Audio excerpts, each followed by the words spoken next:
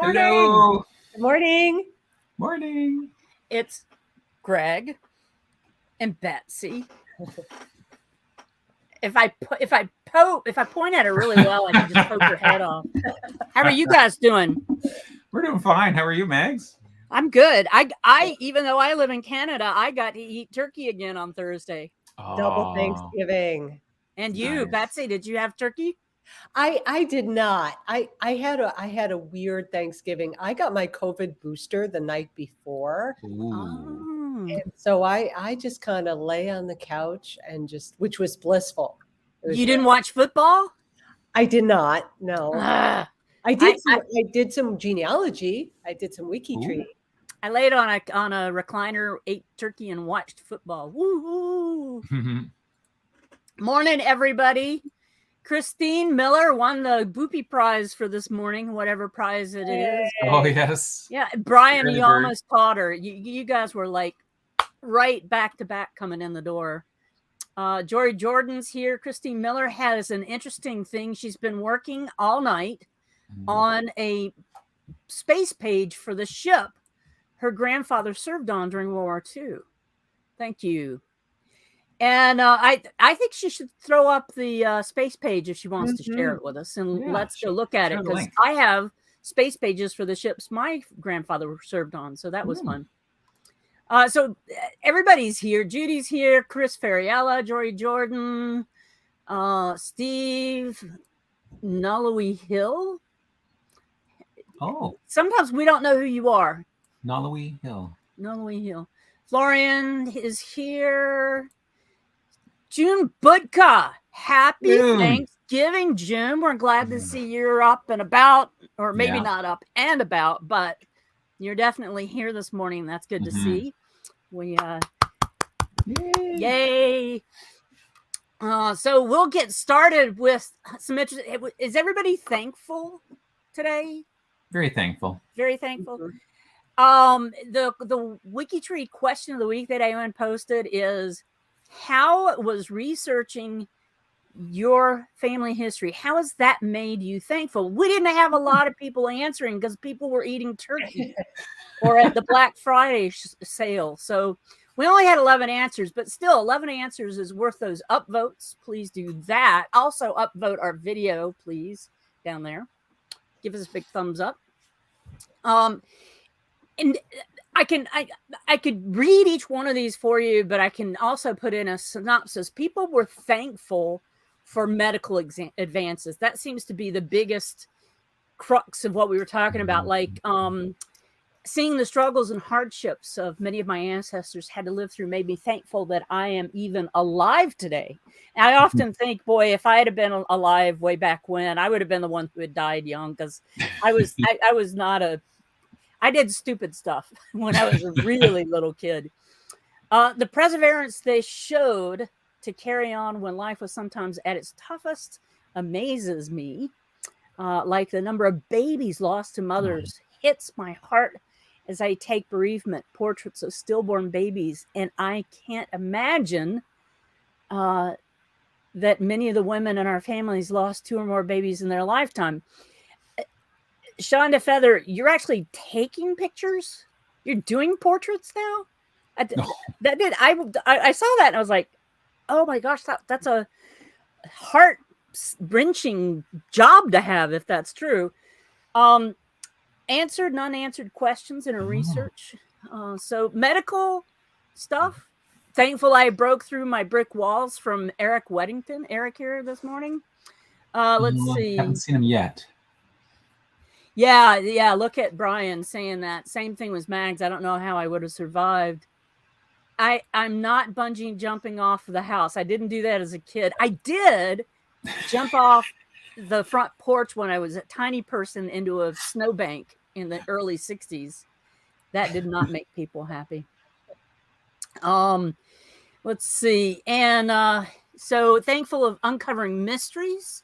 Thankful for family members who shared items and photos. That was another big thing in our question of the week, was people who were thankful for their family historians. I'm thankful for mine. If it hadn't been for my grandmother and my other grandmother, I wouldn't be into family history. And I also have to mention my distant cousin, Helen Hunt, or we used to call her Honey Hunt, who gave me in high school the original family history that really sent me down the path of trying to document stuff. My grandmother got me started at birth, but Honey Hunt really incentivized my wanting to do it.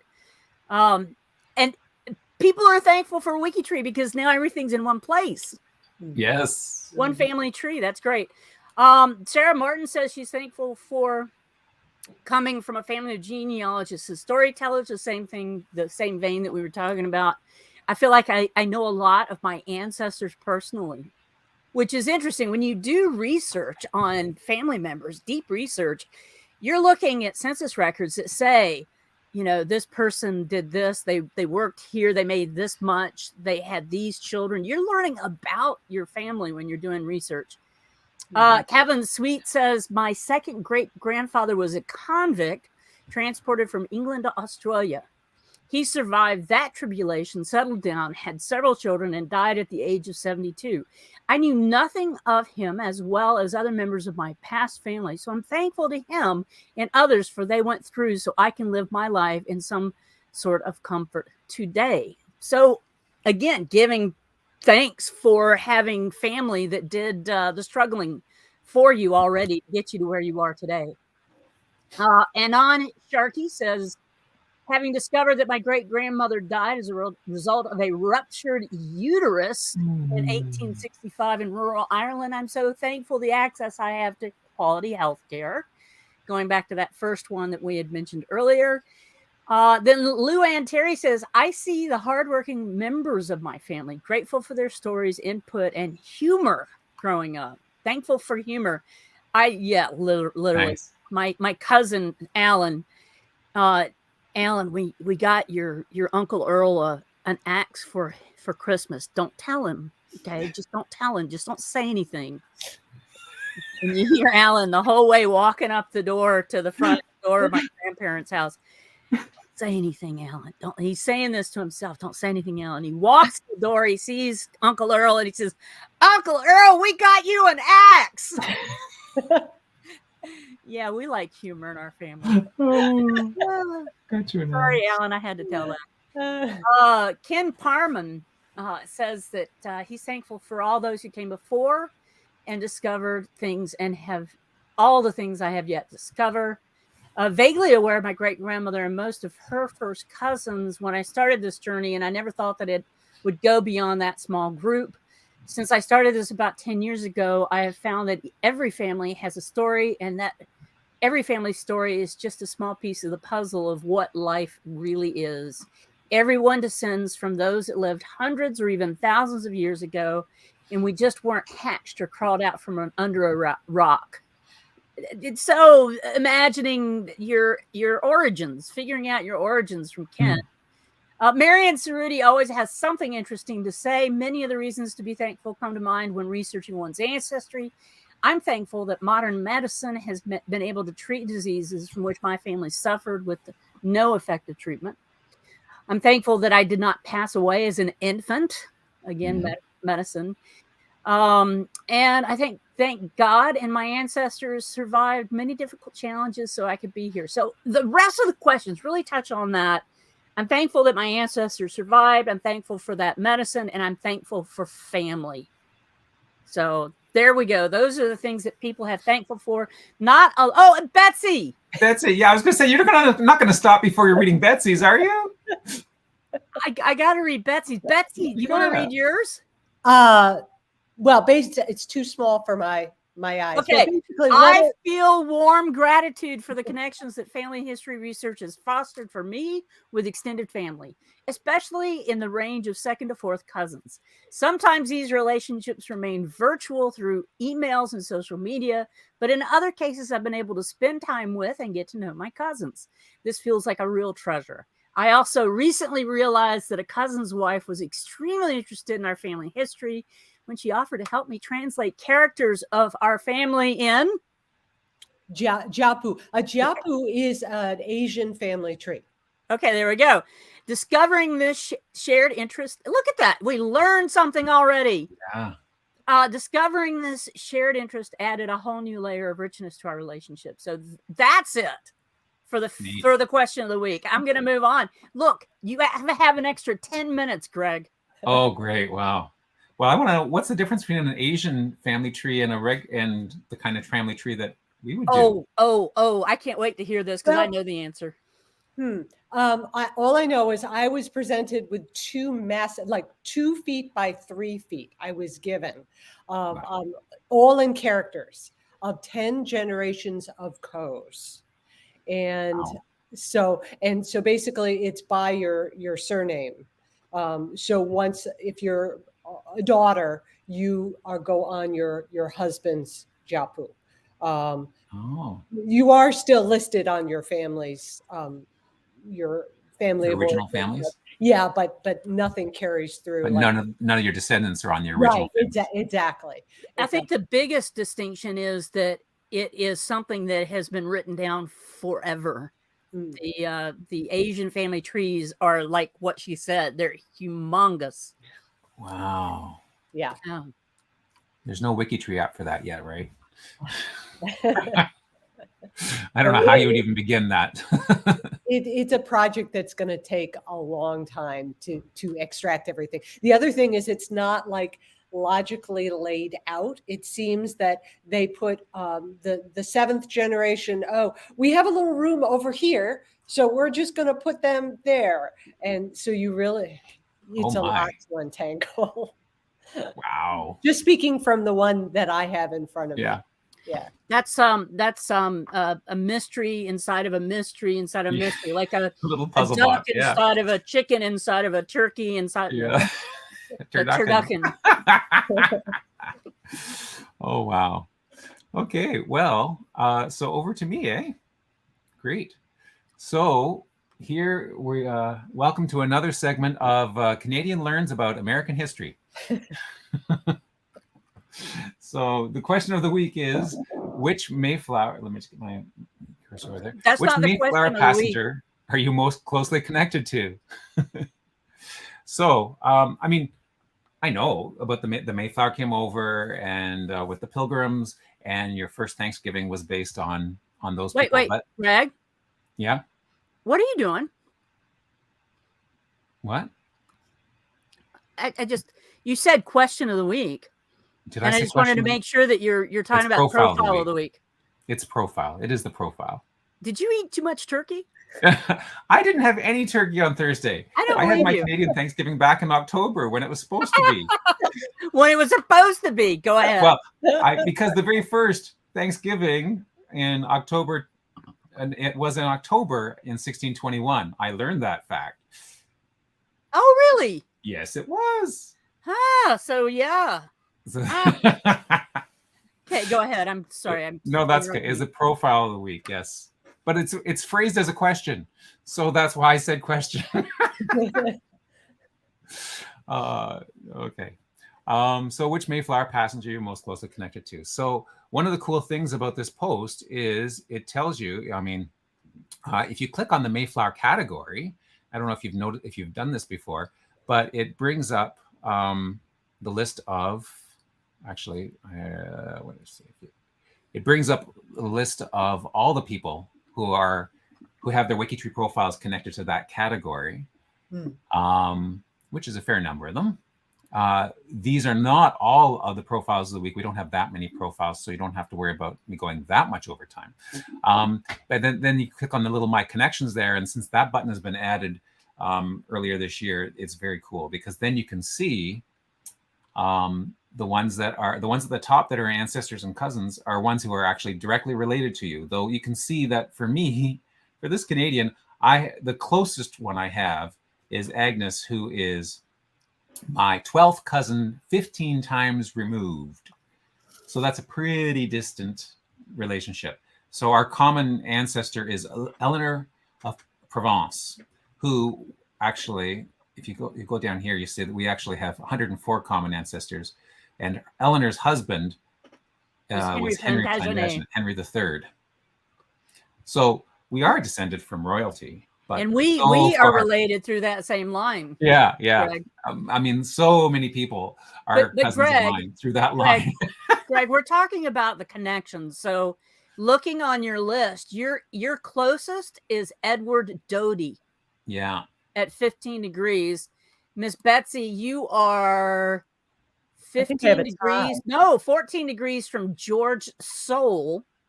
That's Ooh. your closest. And my closest is 14 degrees from John Howland. So that's interesting. I would have expected that you Americans would have been closer than my I mean, you were by your 14, but You Americans. You Americans. Well, I mean, I have no American direct ancestors.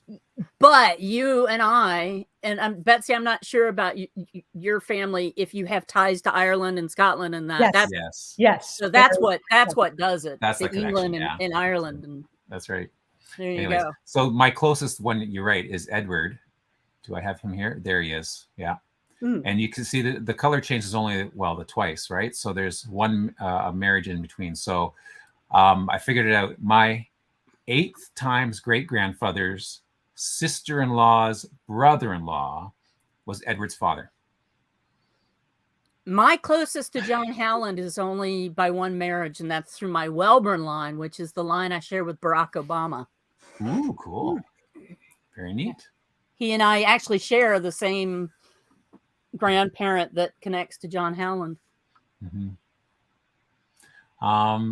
So here we go. So the first profile, the feature profile of the week was John Alden, born about 1598 in England.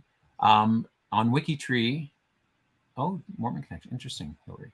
On WikiTree, it doesn't identify the father and the mother, and that's explained because there is some confusion about his origins.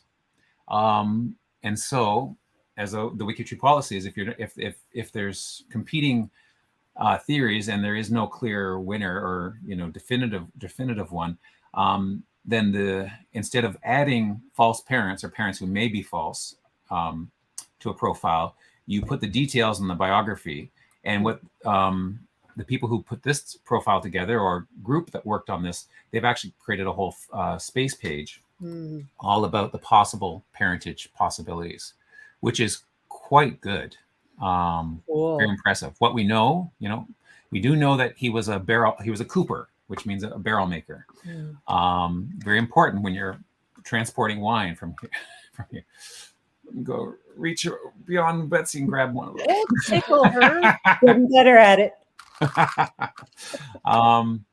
So we know he was a cooper and he was on the Mayflower, but we don't know for sure his parents. But there's some theories here, which is very cool. So I recommend you check out the Mayflower Project has really done an extensive, good job on their.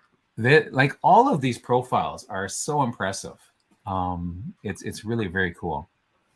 And what do we have any idea what the background is? A map of an old map of that's a good question. Is it one of the images? Martha's Vineyard. It's a old map of Massachusetts. Very cool. Britta Kent. Yeah. So so he was one of the passengers. He was the cooper. He was granted land. One of the original signers of the Mayflower Compact. So even though there was 101 passengers on the ship, only 41 signed the actual compact. And there's an image of the compact right here. Is this the compact here? No, that's not the compact. One of the profiles later on has the compact itself, which is basically sort of their like I would equate it to sort of like a mini constitution. It basically sets up that they're going to create rules and ways to govern the colony in accordance with. They do reference the king, so they're still living under the king's laws on this at that time and whatnot. So that was kind of neat. So then all of these profiles are very, very fulsome. So I'm not going to go into any of those details. I'm going to try and just sort of hit some of the interesting things I found out about them and their connection to the Mayflower itself. So I'm going to move on. He lived a long life, 89. Yeah. Yeah. For that He time? was, Impressive. for that time, that was pretty impressive. Yeah. Yeah. Yeah. Oh, there is one. Yes, there is one interesting story about him. So he's married to Priscilla Mullins, and they got married in 1622. So after they arrived, so 1620, actually Remembrance Day, November 11th, 1620, was the day that the Mayflower landed, apparently. And then, and the Carver, I think, was the governor at the time. But then, who was it? So the next, then the next governor, because the first governor died that winter. Like many of the original passengers didn't survive that very first winter in Plymouth, which I didn't realize, but now I know. And the second governor, the story goes that the second governor asked John to propose to Priscilla, but while he was making this proposal, Priscilla says, "Why don't you speak for yourself?" Because John himself was also smitten with Priscilla. So she encouraged him to speak for himself. And so he actually proposed to her and eventually got married in 1622 it was. Yeah. So that's kind of a neat. And there's actually a little statuette that made up to detail that moment. So that's I thought that was a cute little story. The next one. So Governor William Bradford, he was the second governor after the first one, John Carver, passed away. But not only is he the second governor, he also was the 5th, the 7th, the 9th, and the 11th governor because they elected the governor, and they went back and forth. And you can see, because of this nice, is this a sticker or a template? Might be a template, I guess. Template, I think. Yeah. I love these templates when they show, like offices and, who preceded and who succeeded and that sort of stuff. I've never seen one this fulsome before because of someone going back and forth. But apparently in the years he wasn't elected as governor, he was the assistant governor. So he was always sort of the one in charge. And after a while, you didn't have a lot of people to choose from. Yeah, that's true. Yeah. Well, yeah. And with that type of experience, why you wouldn't throw away that experience unless you did a rotten job, right? So, we do know his parents, actually a number of his family members. He was married twice, and there's an interesting connection here. So his first wife, so remember I said they landed on November 11th in 1620. She died on the 7th of December of 1620. And where does it say? Oh, so I opened up her profile. She died on the 7th of December in the harbor. She actually fell off the ship. She was on the Mayflower. She fell off it and drowned. Isn't that sad? That's very sad. Terrible. It's very sad. How old was she? She was only 23. Oh. So they had gotten married in Amsterdam, and then they came over. And she died in the harbor. So she had been here not even a month, and when she died tragically. But there's an interesting family connection. The town she was born in. She was grown in. The town she was grown in. Oh my! I'm trying to give Betsy lots of time, so I'm trying to go through this fast. I know my own faults about going on and on. It's okay. There are 14, 15 photos. So I lucked out because I didn't have a lot, so I don't have to get tongue-tied today. Yeah, that's right. So Wisbech, Cambridgeshire, England, is a town for one of my family lines, the Overlands, which would be my biological paternal grandmother's family. Goes all the way back to that. And in fact, just a couple of weeks ago, I made contact with an Overland who is a DNA relative. Turns out we're like fifth cousins from each other, and he still lives in Wisbech, or he was born in Wisbech. He lives just outside of it now. But I've never seen that town ever before on a WikiTree profile, except for the ones that I created. So maybe if we go far enough back, I'm related to Dorothy. Discoveries. Yes. Is there a Wisbech category? Categories. Wisbeck, there is. Huh? I should add my relatives to that then. Look at all of these people, Greg. Look at all these people. Okay, Look Overland. at what Greg just discovered. Oh my goodness, I can't. Okay, so Greg, we just There's lost no Greg. Overlands. Betsy, you want to take over? Down the rabbit hole. Sorry. We digress. Oh my Lord. Back to Governor William Bradford. Who are we talking about? Yeah, I know. What was the topic? Oh no. We love rabbit holes on WikiTree. Oh yeah, Chris is blaming it on my coffee. Yeah. Hey! Check out Hillary's comment. Hillary! There, Greg. Here's another rabbit hole for you. Oh, Hillary! Wow, that would be very cool. Man, People are also offering you a little more coffee. More coffee? Possibly. Here, let me see. Let me try. There we go. Okay. So William was originally a passenger on the Mayflower and then became the governor, baptized in Yorkshire. So he was one of the separatists. So what I learned, and I did not realize, is that of the how many was it? 101 passengers, some of them came from Holland, because so the original pilgrims came over because of religious persecution. They wanted to practice differently, or they felt persecuted there. And the one church, they tried to escape in 1608, and that was thwarted because the captain of the ship that they had paid to transport them turned them over. And then in 1609, they tried to escape again, and they were caught by the militia right at the harbor. The men had already boarded the ship, but the women and children were still on the pier.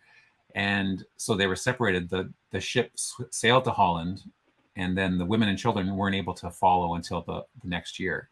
So there was a settlement in Holland of these religious practitioners, and William was one of those separatists.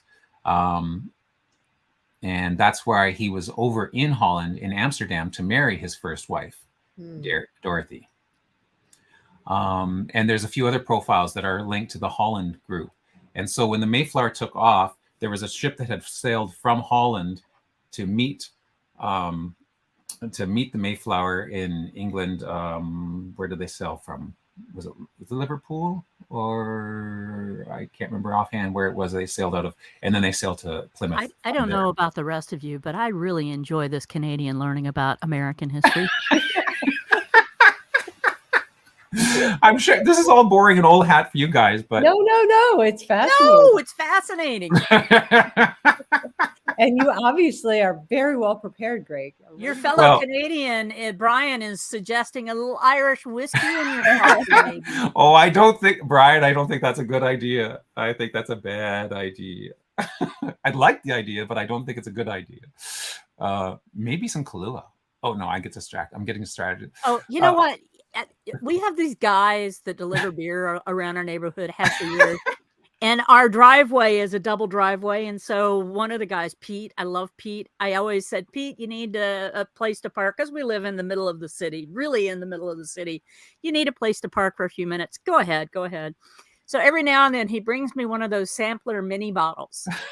And yesterday he brought me a cream maple liqueur. So I get to try that out. So. Very cool. Not Irish whiskey, but. Not Irish whiskey. It'll probably sit. I have bottles that he gave me like probably 10 or 15 years ago. Oh, okay. Anyways, the other thing that I learned from this profile, and there's lots of stuff there, and again, I encourage you all to check that out, is I learned a new word today. I learned two new words, and here's one of them: nuncupative or nuncupative. This word right here. Have you heard? Do you guys know what nuncupative means?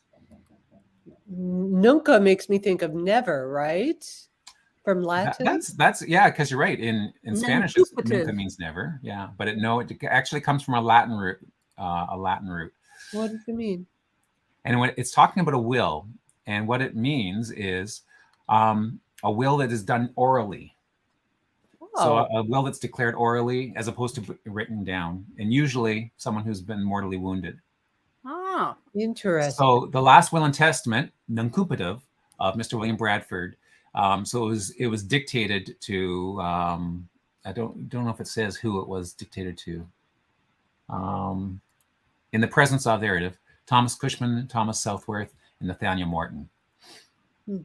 So I mean, it makes sense that if you declare that in front of witnesses, that it would be a valid will, but I didn't realize there was an actual word to describe that. So there's a new word for the day, nuncupative. for a minute, I thought you were calling us nincompoops. No. A nincompoop is someone who doesn't think to make a will. Maybe. I don't know. Oh, that's a very good, nice. You like that? Yeah. That's almost me and Sarah doing our connection. Yeah, that's right. Okay, moving on. Okay, that only took, what, 10 minutes or 15? Yeah, we've been through one. No, we got 2. Oh. Okay, let's see. Let's go on. William Brewster, elder William Brewster, who was basically the spiritual leader of the colony, grew up in a place which a very cool name, Scrooby. Not Scrooby-Doo, but Scrooby, Nottinghamshire, England. You have to wonder sometimes how these places get names. Yeah, like where does that name come from? Like, why? But anyways, so he was the only child of his father and his first wife. Look at his children's name. So he has a son, Jonathan, but then there's a patience, a fear, a love, a wrestling. Son wrestling. Oh, Brewster. Brewster, he was a bad guy, wasn't he? Well, he was an elder. He was the minister. Didn't he get in trouble though? I didn't read that far. There's someone later on who gets in lots of it. But it's a Brewster, because I know one of the descendants of the Brewster line. Oh, okay, so maybe. And it makes sense to me. Oh yeah. I can't believe he named a daughter Fear. I know. Well, I'm wondering if they're all sort of virtues, or like, fear of God is a. Okay. So if you go to Ghana, my son spent some time in Ghana studying African drumming, and they named like glorious, like sunshine. The names that they chose were just great. Yeah. So people, that's a part of their life, is sunshine. It's their joy, so I could understand that. So then where we go here? Let's see. So he was an educated man, went to Cambridge, and then he actually he was assistant to the Queen Elizabeth's ambassador to the Netherlands. So there's the Holland connection. But the ambassador got into trouble. He was basically used as a scapegoat for the execution of Mary Queen of Scots. So Brewster hightailed it back to England.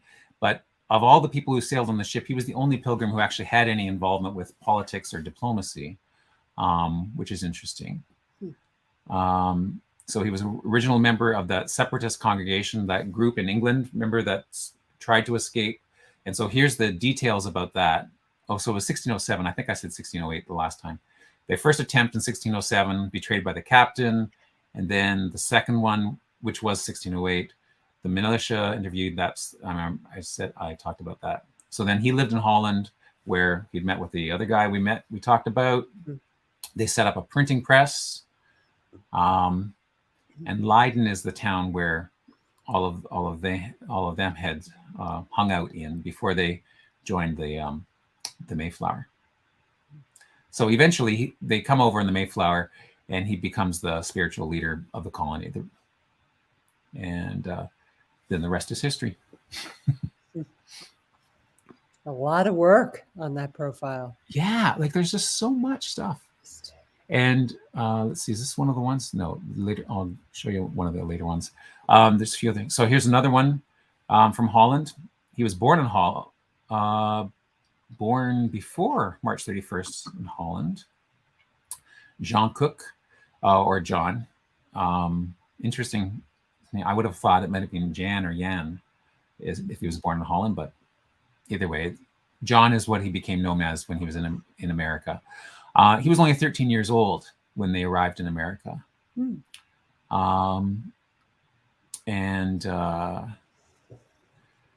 Yeah, so Speedwell was the boat that took them from Holland to here. What was the other things about him? He eventually did marry and become a full member of the colony, admitted as a free man. So so I don't know if that he was admitted as a free man in 1633. I don't know if that meant that he was an indentured servant beforehand. I mean, he was only 13 when he came, so whether that meant he was a servant at that time or just as a minor, that wasn't made clear to me in the profile here. But and then so this is interesting. So still working on is this sort of section here, things that people are putting together for the profile, and maybe they haven't discerned because there's another John Cook apparently, and so there might be some confusion between the two, though they look like they have made some inroads into, they're sort of following on one side of the facts, but they so that's interesting. And here's the other word I learned about is Anabaptist. Do you know what an Anabaptist is? Well, that's a denomination, right? It probably is an actual denomination, but as an adjective, it describes someone who believes that baptism should only happen for adults who already firmly believe, as opposed to children who are too young to understand. That was a very, very big Puritan belief. Yeah, that a child wasn't cognizant enough to understand. Mm-hmm. Yeah. Yeah. So that's and I guess that's a pretty huge policy difference for religious leaders.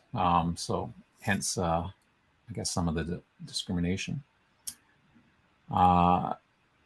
So he ventured this John actually became a deacon in the Plymouth Church and served as a deputy general, and then had some military experience as well.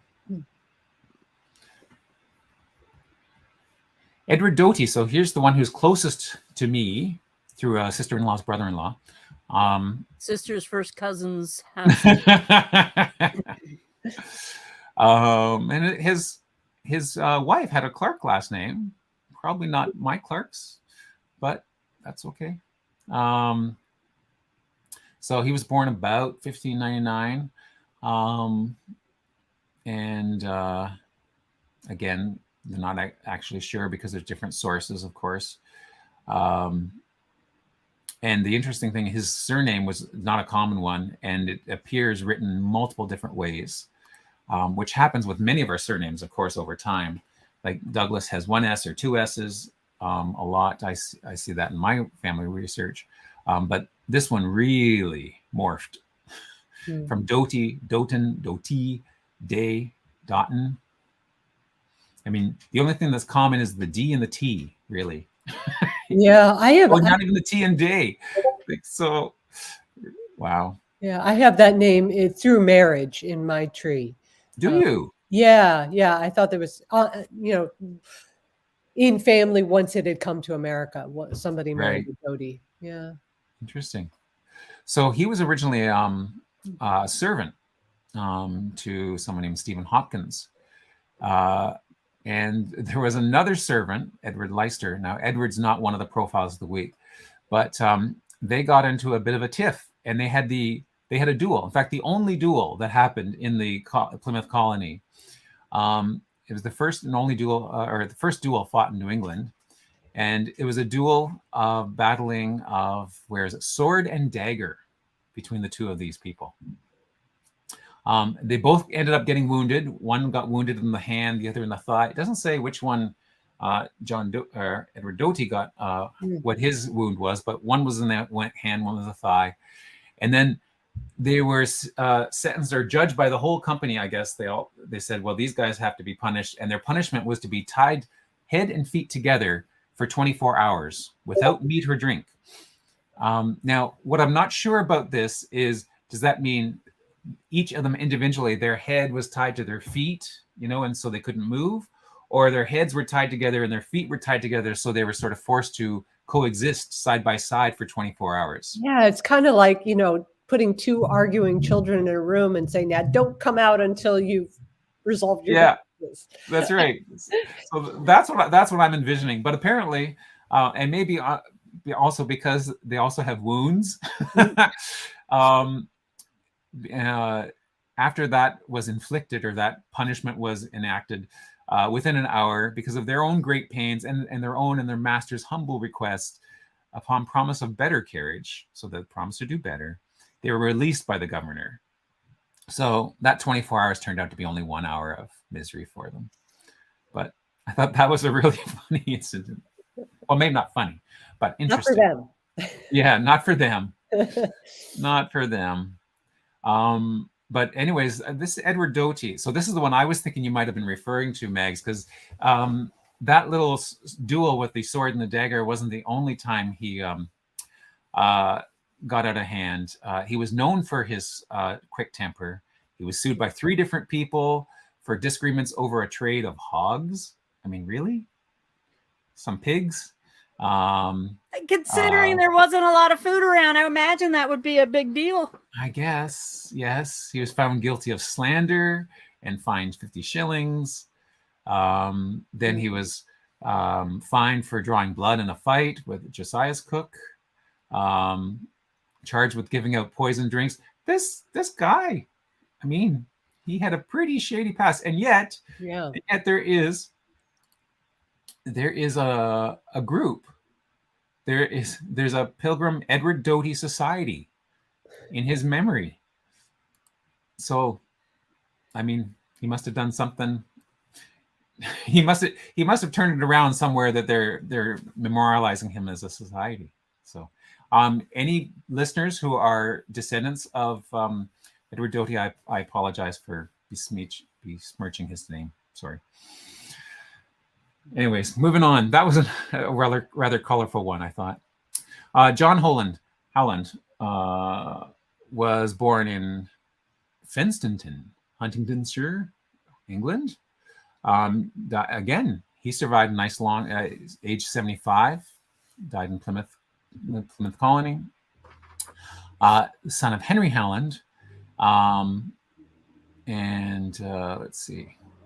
He was one of the 2 manservants of Governor Carver. So Governor Carver was the original governor that sailed over and was in charge of the colony.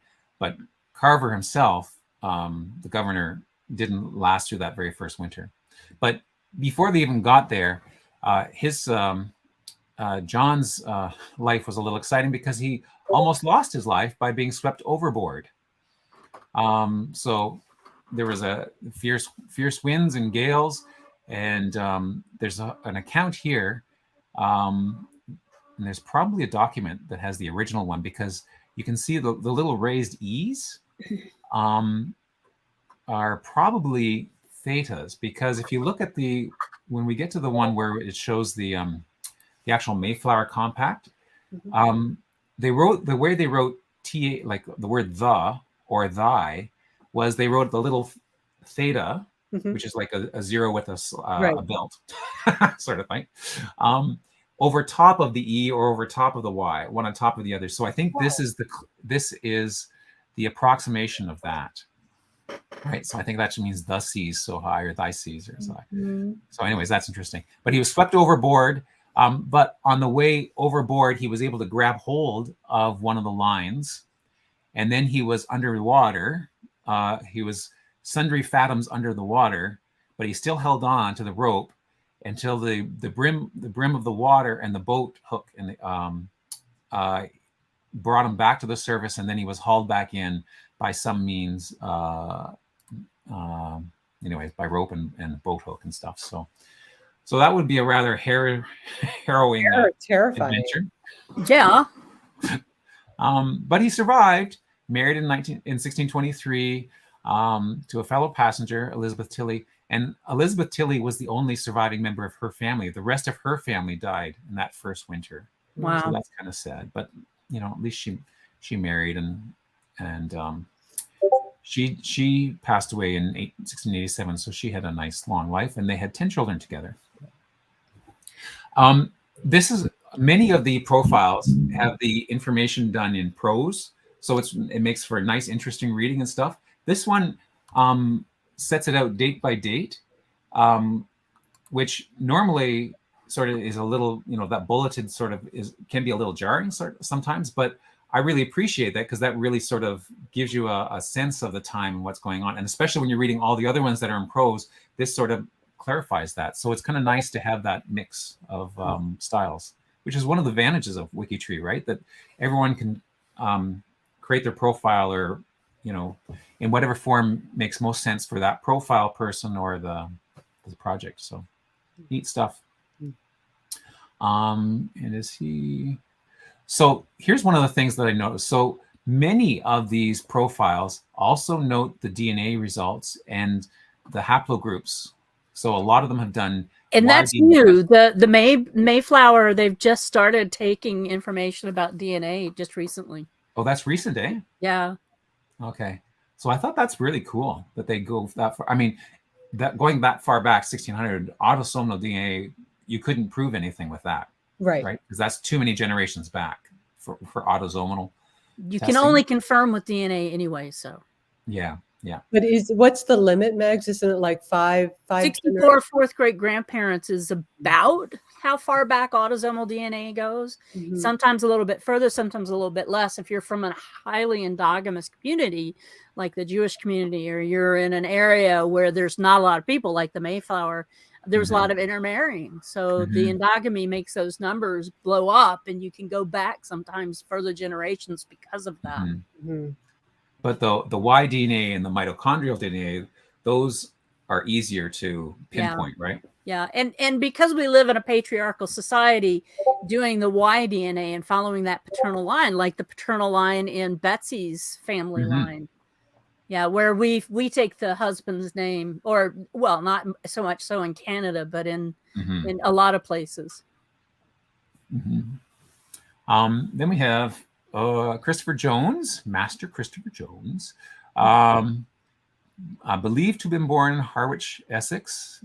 This one, he does have parent, and married twice. Let's see, what was lots of so this is one of those one. So this profile is really neat.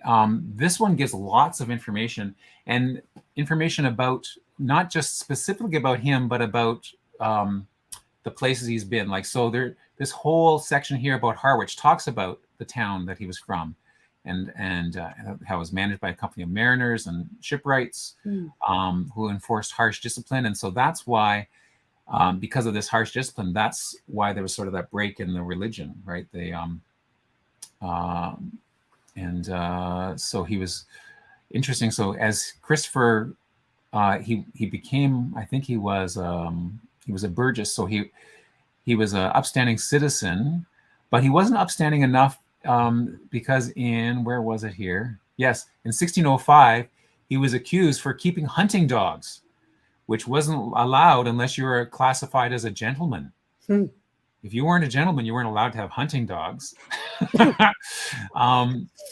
So apparently he had prospered, but not enough to reach that class of gentlemen. So really interesting stuff. But anyways, he joined his ship is called the Mayflower. So he was one of the part owners of the ship, I think is the bottom line. That's his connection. He did not actually sail, if I'm correct here. So there's a lot about the Mayflower and whatnot. So he was master and part owner of the ship. So he did not come over to the colony, but because he was a part owner, that got him in the group. Henry Sampson's born 1604. Okay, so a few cool math facts about this guy. Born 15th of January, just one day before me, and exactly 360 years before me. Wow. So you know how many degrees there are in a circle? Yeah. You could say that we've come full circle to this profile. Okie dokie then. Greg, you and my mother have a birthday one day apart. She's January 16. Yeah. And Greg, you and I have nothing in common. We know that. Except Henry III. Henry Plantagenet, yeah. Yeah. Anyways, so we digress again. Really? So he was only 16 years old when he sailed on the Mayflower. And he received 1 acre of land in 1623. And he was interesting. He was the 5th person in the 5th company of Mr. William Brewster. So that's kind of cool. 5 and 5. Then he became a free man in 1633, the same year as the other person who we just talked about. Volunteered to join in the fighting in the militia and stuff. So eventually acquired land and had children and stuff. So there we go. And he has a really big write-up about his DNA results, previous STR testing. So we have a guy on WikiTree who, and I can't think of his name off the top of my head, but he has done the DNA project for the Mayflower Project since its inception, and has helped with the guy who originally did it. And since they had lost their ability to have all of that information on a website, he has taken all of the Mayflower DNA Project information and has added it now to WikiTree because they needed a place to put the lineages and stuff like that. So I think that a lot of this information that we're seeing is his work with the project to get that DNA information up. Whether he added it to those profiles, I don't know. But I think that it was his work behind the impetus to get some of that stuff because he has been working with that DNA project. And getting those DNA pages over to WikiTree has been a big, big, great thing on WikiTree. A lot of people are doing that. That's huge. That's great. In the north of Ireland. They do all their work on WikiTree. I love it. That's fantastic. Malcolm McDowell and Annie Johnston. That's great. So here's the blow up of the Mayflower Compact. Actually, I don't think this is the original one. This is one of the copies because I think the original one was lost, if I read the profiles correctly. But this is one of the originals. And so you see there what I was talking about, the sort of little theta above the Y and then the theta above. There's a theta above an E somewhere here too. But very interesting. Still easier to read than some French, Canadian, and Italian documents, though. You kidding me? Moving on, we have Miles Standish. So my wife asked me, have you prepared for your live cast yesterday? She asked, it's about the Pilgrims. I think either Miles Standish or John Smith might show up in the list, but I don't know for sure. So I got Miles. John Smith was not here. Was he later? I don't know. John Smith was Jamestown. Jamestown. Okay, there you go. Yeah.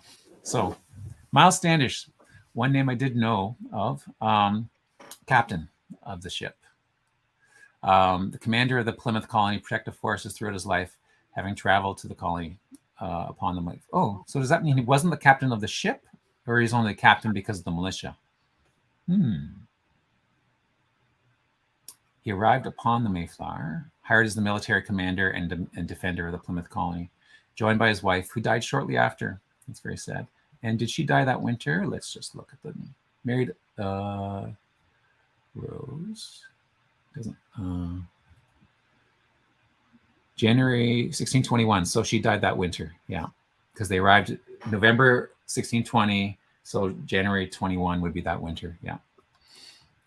Another one. The many ones was lost. Imagine getting on a ship, going somewhere, landing, and not having enough provisions to survive. Yeah. And having to trust the people there to help you through. Yeah.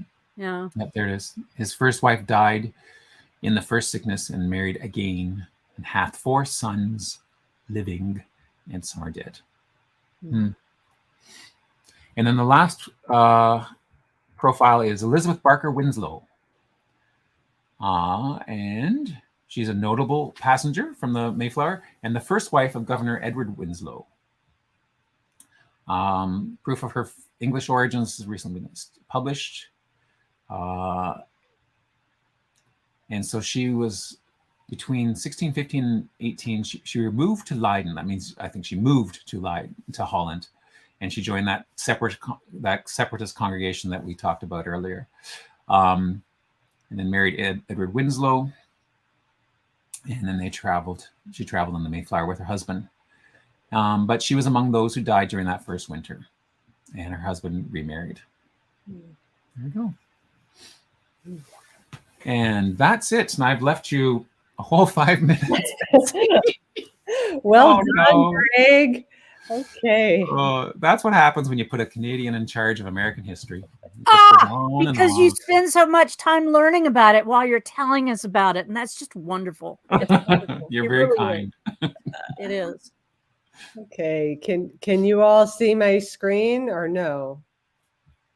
Not yet. I got it. There you go. There. Okay. Great. And it's big enough? Yeah. You want to zoom out your screen, so do Control plus. Yeah. Like there you go. Nice. There. Are you on Apple? Yeah. I am. All right. Well, our first one from Connie Mack is bittersweet. This is her son, Nicholas Oliver Willard, who died at 30. But what an angelic picture. Yeah, even with his hands, somebody posed him, right? Oh. 12 hours old. Beautiful. And then Alexis Nelson gave us this picture of her mother on Thanksgiving Day wearing a coat that her father had given her. We have seen that coat and that picture before. I love it. Yeah. It's beautiful. Alexis's mother is gorgeous. And then Pat Miller gave us this 1953 Thanksgiving photo. What a gorgeous turkey. And they I guess Pat is from Canada. She said we usually drove down from Canada. Nice. Yeah. This is a cool one. 1942 Thanksgiving, contributed by Bill Sims, and he asked why just women? And 1942. Yeah, they were all away doing war things. Yeah. Right. Yeah. Don't forget to upvote these picture posts too, people. Yes. And I love how he lists them all out with birth dates and their relations. My great aunt. I love it. Here is Robin Shaw's Aunt Lois, who encouraged Robin in genealogy. Nice. So I love this one. This is from Dieter.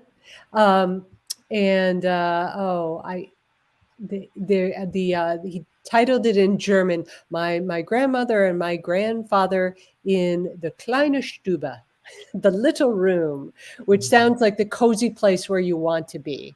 He explained that there's the kleine Stube, the little room, versus the Gütestube, the living room, which was only used for formal occasions. So Dieter and his brother Axel. And Betsy? Yeah. I hate to do this to you, yeah. But these are photos from a while ago. And the 52 photos, I'm going to put it up for you so you can see it. This is the current one. This is last year's? A couple of years ago, I believe. So here is this year's. Oh, no. That's okay. That's all right. Blame it on me. I distracted everyone and took too much time. Well, this is Pat Miller from let me give you the link in our Thank private you. chat here, and you can jump over to it. Okay. Or I'm going to just post it, and you can grab it from the chat. Yep. Meg, is it time for Very our good. public service announcement again that this broadcast will go longer than 1 hour? Yeah. There you go. Can you grab that out of the chat? No, I can't, because every time I hover Here. over it, It's says- I'll send it to you through Messenger just real quick here. Okay. There you go. Tap in. On the tap in. group chat that we had, not in the private chat. Sorry. Here, I'll put it in the private chat too. I got it. Sorry, folks. Sorry, folks. I thought they looked really familiar, all those pictures. Okay. Well, then I am sorry to say that I will not. Okay, now I'm on. Where'd it go? Did it open another page? There we go. Let me. You need to open up that. There you go, and reshare. And reshare. Well, now I will not have read everybody's comments, so I can't. Public service announcement. This live cast will really go over. And whose fault is that? Okay. Greg. Guilty. Oh, it's still not. Why is it not sharing?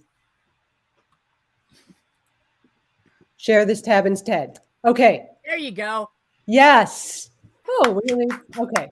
Blow it up there for us a bit. Oh, thank you for the applause. Okay.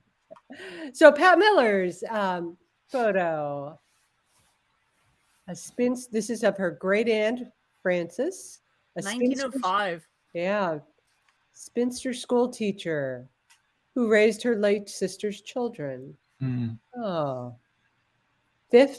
Fourth from left. 1, 2, 3. So there is her great aunt Frances. Nice. Oh. The one in the hat.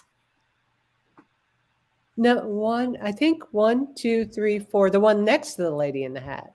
Aha. Yeah. She's the fourth from either direction, isn't she? 1, 2, 3. Yeah, true. Greg, stop mathing. So it's a symmetrical picture. Very nice. Let's see. This is from John Vasky. Very nice and Oh, colorful. look at that. Not even a month old. The cornhole tournament. What is a cornhole tournament? Does anyone know? It's this crazy game where you throw a bag of beans and you try and land it in a hole in a rectangular piece of wood that's on an angle. Oh, So there's a hole in the wood and you have to get it through, right? Right. It's sort of like a carnival game, isn't it? Yeah. like a ring toss sort of thing? Yeah. We at every year at our Yarker camp out, we play that. And they raised a little over $1,000. The mic. Yeah. 1978. Oh. Thanksgiving in Oklahoma. 5 generations of Alexis's family, Alexis's husband's family. Oh. My in-laws have a credenza that looks almost exactly like that.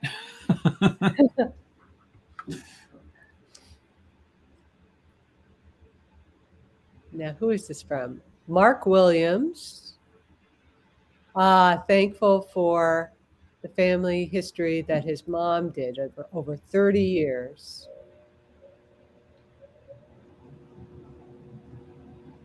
Very cool. I like the next one. She recorded 23,634 Norwegians plus their families. Oh my Lord. Wow. Who is this from? John Thompson. Yay. Look at that cutie. Aww. Except he knows better in the older picture than to be trying to steal a. That's right. He just looks there. He might be stealing, but not on camera. That's all of them, isn't it? I think, yeah. Yeah. Oh. Unless the only other possibility is that people posted on the space page. space Oh yeah, there's a couple. Let's see. There's There's a cutie. Yeah. Oh, neat. There's Gratitude of my great grandfathers. There's another one down there. If you click on the images tab at the top, does that get them Yeah. bigger? Yep. Or you can say view all. Christine. Oh, I love old-fashioned scouting uniforms. They're they're really cute. Christine Frost. We've seen that. So Alexis's photo. Oh, that's a new one. Yeah. Mhm. 1921. Hmm.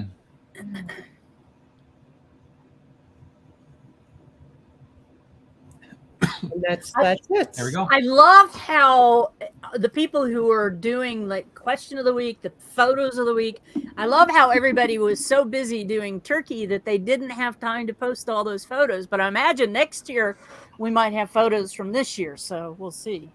Yes. Fun to see those photos. John, I love that picture of you stealing the turkey bone. We've got a couple of events coming up to wrap up our day. Chris has a post about, what is this? A CC7 of 20,000. Who has that?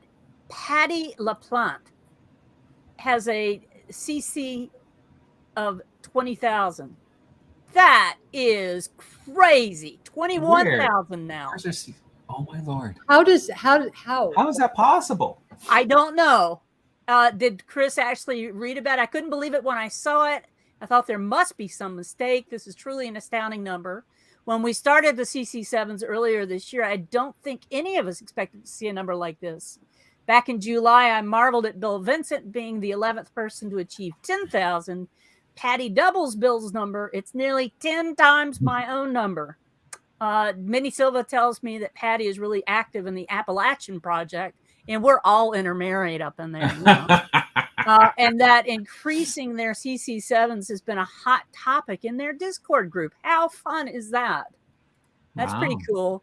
Got a couple of challenges coming up. Mark Cubans, if you have Eastern European Jewish ancestry, you really need to jump into this one and help out with this information. Because, you know, as I understand it, Mark threw down the gauntlet to us. I heard that. Said, there's no way you will find anything I don't already have. Are you kidding me? Oh yeah, I saw that. Yeah, so come on, let's do it, guys. Them's fighting words. Them's fighting words for sure. You have any ideas about how we want to celebrate next year's 15th anniversary? Join the discussion on G2G for that, and of course, the Robbie Coltrane's stuff was the last challenge. So things that moving along. Just for any of the people that are back here, still here now. Oh, and look. Yeah, I mean, I don't have a pilgrim hat, but in honor of my American you have to friends, turn it so the squash, because right, there we go. There we go. There's a nice Thanksgiving centerpiece for you all. There you go. Beautiful. From the Canadian. Yes. And look, is the snow still in your yard, or is that just white from? There's a little bit of snow left, but a lot of it has melted now. Yeah, most of mine has melted too. Want to make a little bit of a forward event schedule for you.